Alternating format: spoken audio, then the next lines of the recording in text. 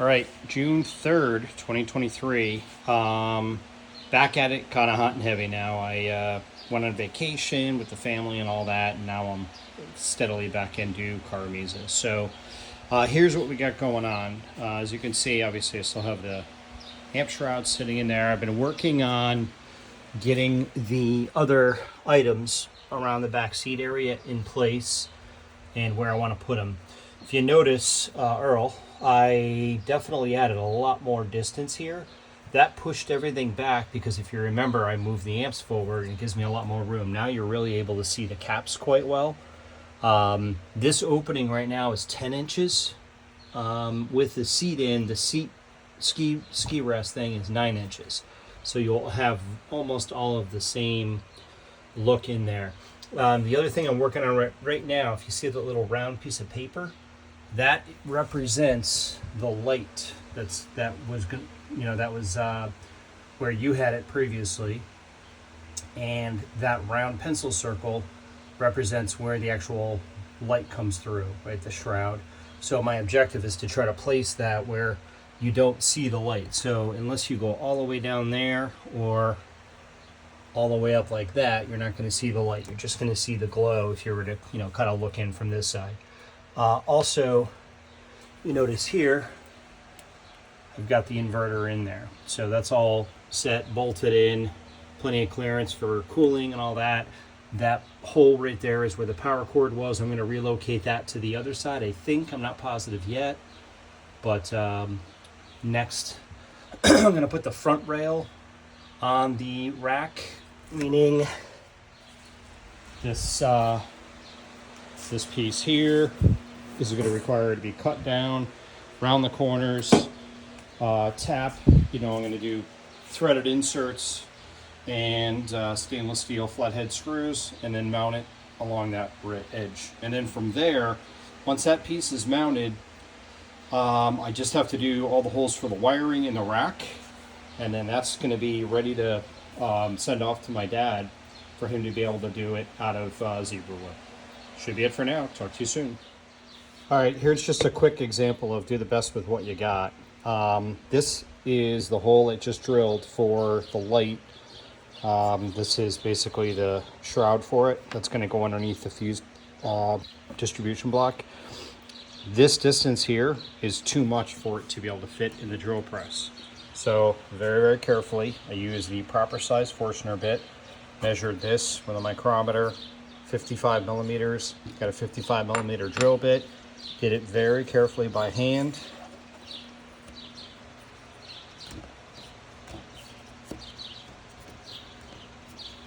And as you can see, that fits in there perfect. I could probably just press fit that if I wanted to. So even though it's, I didn't do it in a drill press, you can see it's a nice tight fit. It's still very precise. Just gotta take your time and do your best. All right, just a quick video to show the progress on this, I'll call it a rail, I guess. Same thing that Earl had. This is 1-inch angle iron. And if you notice, it's gonna give me a nice little lip right there, which is what I'm looking for. And this will be, if you're looking in the trunk, the carpet's gonna come up to here. And depending on what I do with the floor, it'll likely sit flush with this. So it just gives a little bit of depth and dimension with this lip. This will all be gold plated. What I'm doing right now is very, very carefully marking everything out to be able to put the screws in. There's going to be threaded inserts that will go into the floor. And then once again, flathead screws, Allen head, just to keep the theme consistent. And these will be countersunk in and will go all along here. And then to mount it in the car, I'm going to go with a little bit, these are 10/32, and then I'm going to go with a 1/4-20 on each end. And it's going to go into a threaded insert into the floor of the car. And I've already got that kind of laid out where that'll go. So continuing on, but slow and steady. All right, now that I have the rail, as you can see, I've got everything laid out, and I even figured out where center is going this way, but I don't want to take that for granted, so I built a little fence I'll put this in place and clamp it. And now all I need to worry about is just lining this way up. This is going to ensure that every one of these holes is lined up consistently. I'll leave the fence in place. This is just an 1/8 inch pilot hole. Once I drill this into the steel, I'll do it for all these. There's 7 different screws. I'll then take this angle iron, clamp it back on the wood, and get it clamped in place, and then come in with an 1/8 inch drill bit into those holes. That's going to line everything up precisely. And again, the 1/8 inch is just a pilot hole. Then I'll take the steel, put it back in here, increase the size of the drill bit to be the correct size for the bolts, leaving the fence in place. That way, again, I'm still perfectly centered. And then I'll also countersink all of these, all 7 of these, and leaving once again the fence in place. Everything lines up and stays centered. And finally, once I have my 1/8 inch pilot holes, I've got to figure out what size. I forget which size it is. I did these for the fuse block. These inserts, these are angled, so I wasn't able to use a T-nut on those. And obviously I can't use a T-nut on these. So I'll open these up, I'll thread all those in, and then that rail should be able to mount. Talk to you soon. Hey, welcome back to CarMiZa. Today is June 4th, 2023. Just want to get caught up on what I'm doing here. I shot another video of this in the trunk. And also I'm curious if anybody wants to comment. One of the last videos I put up was over an hour long, and it was a bunch of detail. I made a lot of stops as I was working and shot a bunch of short videos and then spliced it all together. Is that of interest, or would you rather I just wait till I finish a category, shoot a video to show it? I think it's kind of cool to see how I'm doing things as I go. So maybe the idea of the chunks video is better. But let me know in the comments as to what you think. All right, so first thing I'm doing a Power Max power inverter here. This is going to allow me to, the car's probably going to be listened to more sitting in the garage plugged into the wall than it will anything else. But certainly if I do go to any kind of events or I want to plug it in, I'll plug it in here in my garage. I'll be able to do that. So I'm adding this 120 amp inverter. This basically, as you can see, stainless steel button cap screws here. And then there's T-nuts on the bottom. All the T-nuts on the bottom of this board. And again, keep in mind, this board is literally just a mock-up. This won't even be used. This is just the template. And this I can lift up because everything is secure. But you can see underneath here, I countersunk all the T-nuts for everything, just to make sure the clearance on this fit with the Zapcos and, and everything in the trunk is super tight. And also I didn't want to wreck the Dynamat sliding the amp rack in and out. So again, just another little detail with the countersinks. So power inverter here, and you can see everything is pretty well lined up. That was kind of what I was going for there. Fuse block. This is literally the exact same fuse block that came out of the car. You can see it's in kind of rough shape. All of the gold will be replated, everything that is gold. If you know anyone that does gold plating, I'm still looking for somebody to be able to do that. And I have a lot of pieces, including you see the shells of the Milberts over there. There's a lot of stuff I need gold plated. So anybody that knows a resource, if you could let me know, that'd be great. On things like the distribution blocks, the ground blocks, all these screws, heads will be, the actual screws here will be replaced because they're kind of a little bit stripped and things like that. I'll still stick with also, these are the really nice high quality street wires, esoteric audio connectors. I'm going to stick with those. But again, if you're not aware, all of this is all custom built by Henry Wernega, who is a master fabricator, machinist. So I'm obviously going to maintain that. You can see also by now I have the little hole down here for the light. I'm going to be doing the same dichroic lenses that Earl used. Those are a special kind of a glass, which especially when it hits the gold, it gives this really, really nice warm kind of a yellowish gold look to everything. It just looks incredible. So I'll be doing newer upgraded LED lights, but with those dichroic lenses.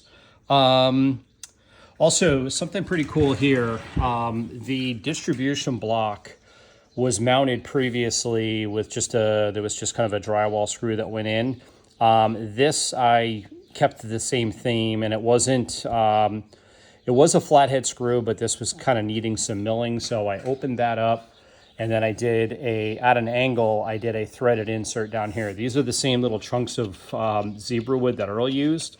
I'll probably reuse these exact ones because I'm going to be doing zebra wood. So I think that'd be cool. Keep those in the car. So doing this at an angle was a little bit squirrely, but just use a little protractor, got the angle, and then drilled those in. So that went pretty well. The caps, right now you can see those are discharged, obviously. So I've been playing around with them and you know, banging wrenches into stuff. So not a problem. But even things like this had just a sheetrock screw going in. Was not countersunk like this, or, you know, with a flathead. So I replaced it, machined flathead with, again, a T-nut on the bottom. This is everything here. I could literally lift the whole amp rack by, as you just saw me do, by all this stuff. It's very solid. But I think I want to make some kind of a bracket for the caps, maybe 2 straps that go around somehow. They'll obviously be gold plated. I got to give that some thought. So I'm going to work on that. Also, one other cool thing, a lot of people don't know this. There were no covers. Isoteric Audio Straight Wires had like a plastic snap cover, but Earl didn't want it because he felt it looked cleaner without it. But obviously it becomes very dangerous because you've got live 12 volts just hanging out here. And it wouldn't take much, you know, for something to touch these two, and then you get a big issue going on.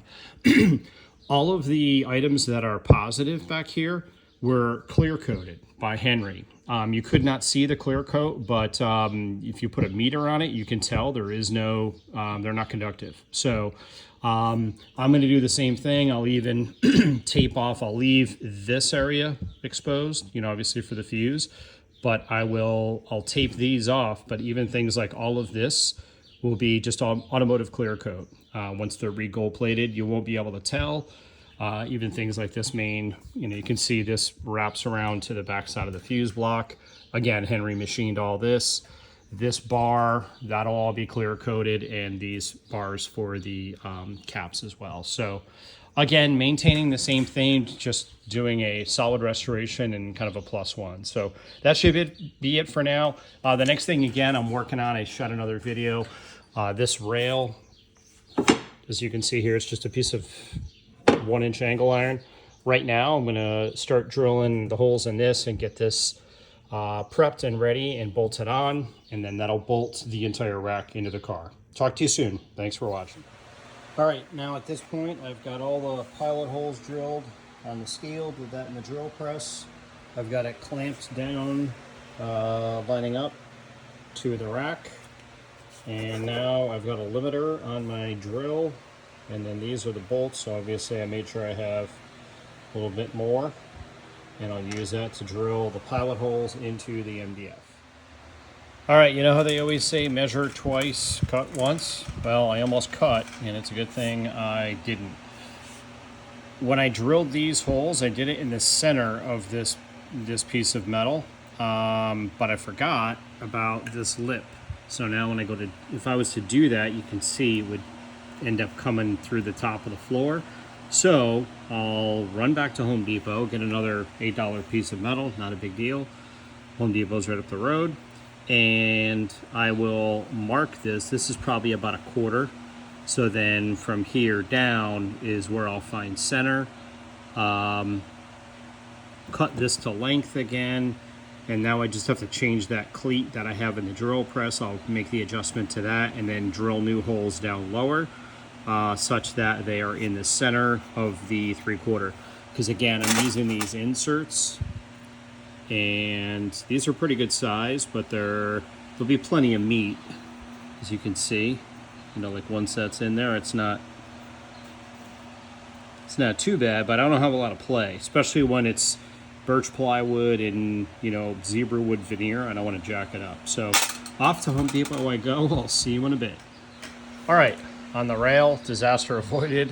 I ended up having to go to Home Depot and Lowe's to get the right piece, and all I had was a 6-footer. The last time I bought a 4-footer. This is 43 and I don't know, a ½ inch.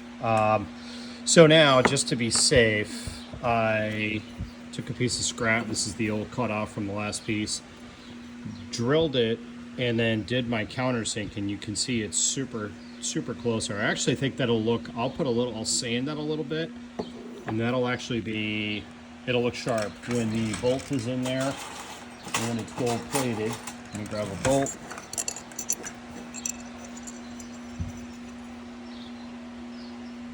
So that'll actually, I'll kind of tweak that and it'll flow really cool. It'll look neat.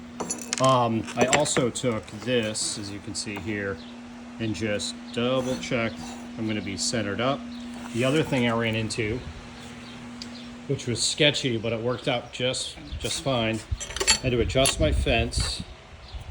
And here you can see, just kind of throw this in here. You can see how close this bit runs along the steel. Look at that. It does not hit it. There's less than a 1/16 there. You can see there's no scratches or scrapes, but it gets it right where it needs to be. So now I can continue on and finish the rail. All right, back to kind of restored to where I was. Got this clamped. I made sure that this bottom edge is real nice and lined up between the wood and the metal.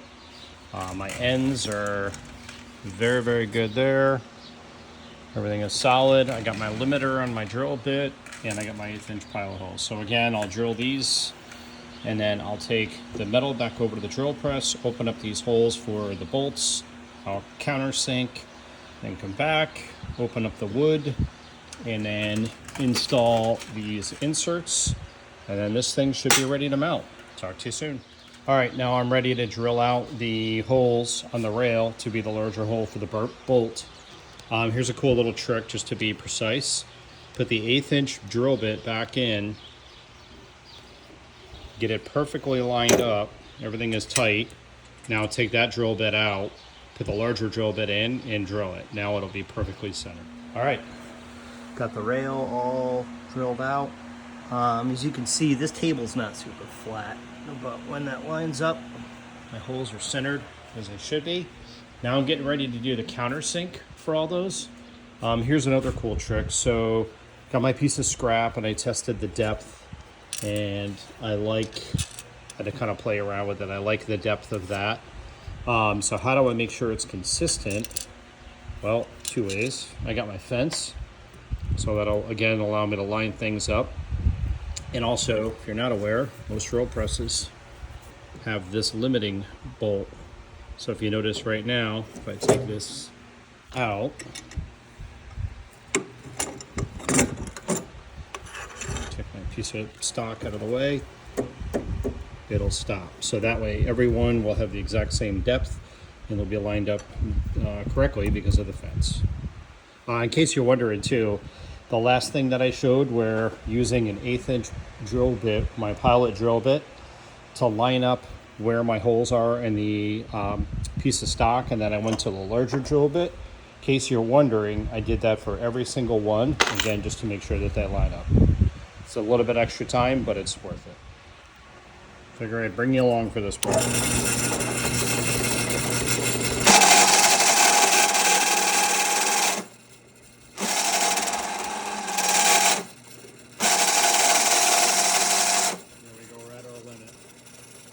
Let's do it.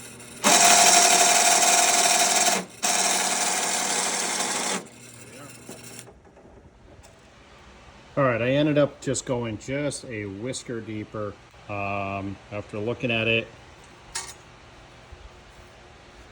That more lines up with what I was looking for. So now, again, I've got it locked. I'll just duplicate it on the rest of them. All right, drilled out holes and countersinks complete. These, if you look at, because of how close the countersink was, it starts getting into the curve. See the amount it bites in right there? If I was off by a tiny bit, that amount that it dips in there would be very inconsistent because of the curve. Look at how consistent that is. because of the fence and locking in the countersink and really taking my time and lining everything up, they're extremely consistent. It's kind of predictable, repeatable results. It took more time, but it's worth it. All right, holes are drilled, ready for the rail, well, ready for the inserts. When I drilled those, again, I just used, this thing was like $3 at Harbor Freight, just a cheapy drill limiter, and I put those on the correct size drill bit. I'm also using this wrench, the ratchet, when I put these in, that way I can make sure it's nice and straight. There is one in. Now I just gotta put the rest of them in, and we'll put the rail on, see what it looks like. Rail is done. I started at 3:45, it's now 8:45. 5 hours later, I made the error, if you recall, and I had to run to Home Depot, then to Lowe's, then come home. I did some other stuff too. I probably did help the wife unload groceries and whatnot, but this just goes to show you, when you really take your time, the work comes out really nice. Previously, there was a rail in here, and it was just some brass screws screwing it into the wood. This way, with the machine screws, and again, I've got the consistent hardware throughout, right, that I'm using, so you can see matching everything up. Just a good attention to detail. But from a service perspective, I could take this thing on and off 100 times and it would be as strong as the first time. So this is done finally. The next thing we're going to do is I'll put this in the car, and I'm going to, I don't know where they're going to go yet. Maybe I'll line it up with those, or maybe offset. But there's going to be 2 larger bolts that go into the floor of the car. I'm going to use a aluminum, one of those inserts, you know, the press insert things, on either, just one on either end.